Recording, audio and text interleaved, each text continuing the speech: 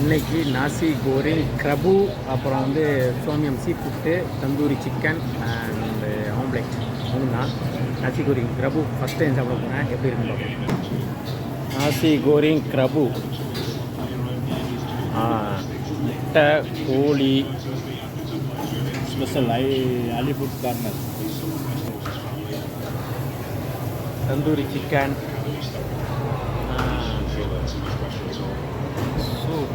Sea food, சோமியம் seafood, முட்டை. எப்படிண்ணா எப்படி இருக்கு? லேட்டாக வந்தாலும் லேட்டஸ்ட்டாக வரும், அதான் நம்ம கடை.